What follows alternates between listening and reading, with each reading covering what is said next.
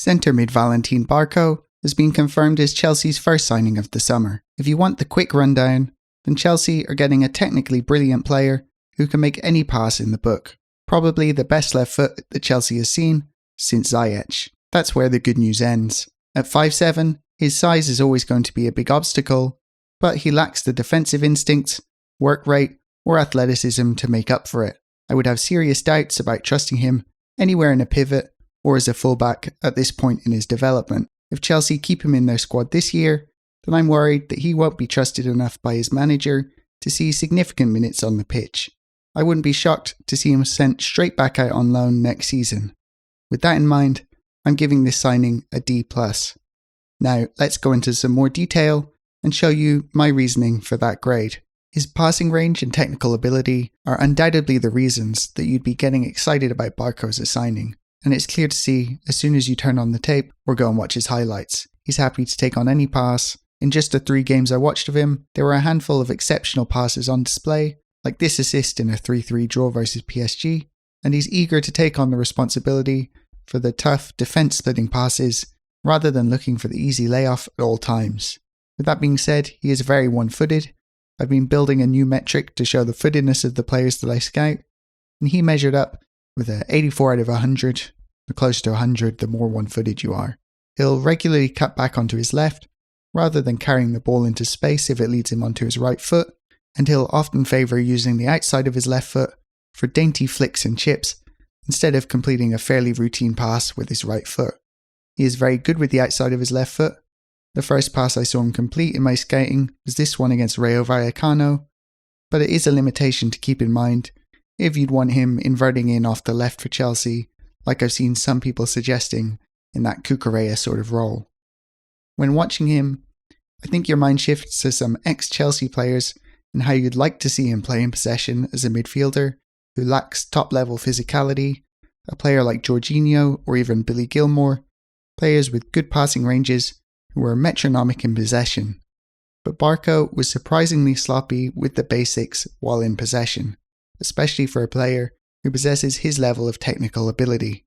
His first touch is often quite loose, and he misplaced an easy pass or two in each of the games that I watched of him. They almost feel like lapses in focus or concentration more than anything, and I'm sure that is something that can be ironed out of his game, but it is something to keep in mind. All of this, combined with his defensive ability, which we'll cover later, leads me to think that you'd want him to be playing further up the pitch, perhaps as a 10 behind the striker, but that's a position where a lot of players would like to play, especially in a Chelsea team with the likes of Cole Palmer and João Pedro. While I wouldn't call him a good dribbler in terms of running at a man and beating him, he's good in tight spaces with the ability to turn and play the ball out of pressure or win a foul.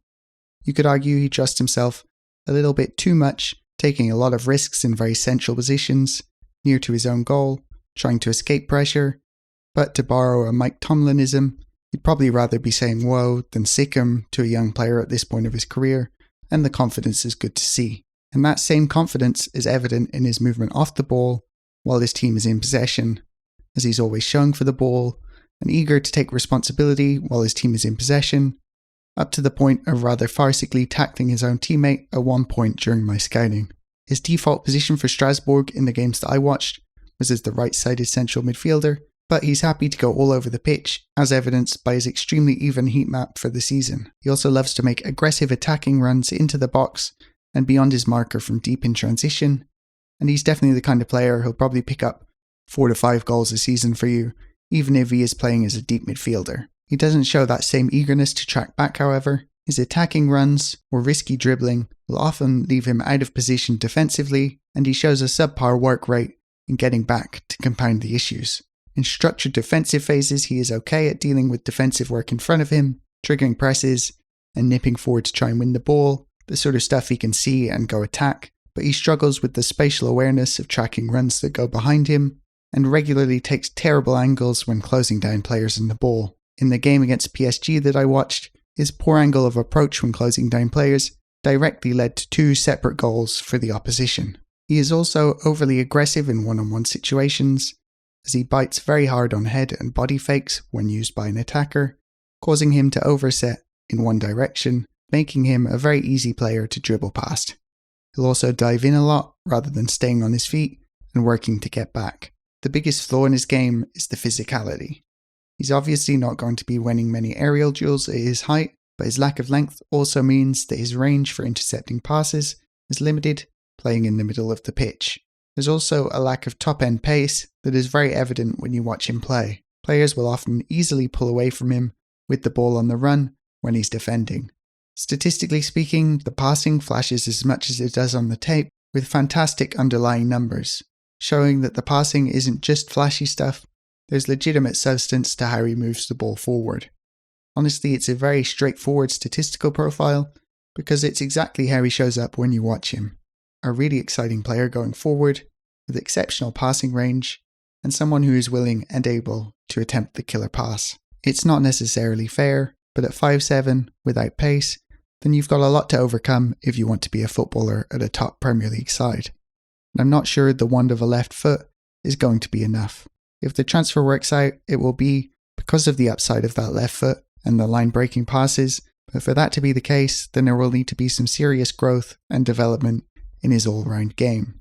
Of course, that's possible, given that he's only 21, and I'd understand why you'd want to gamble on a player with his upside. The transfer is just extra confusing to me, because he seems like the perfect player to keep at Strasbourg if you're Chelsea, and just wait and see on his development, given that they're a club in your own multi-club model. Watching him play in France, he's definitely not at the point where you'd say he's outgrown the league, so I'd be more than happy to keep him there and allowing him to continue to develop, unless there's some other reason that this transfer had to be made now.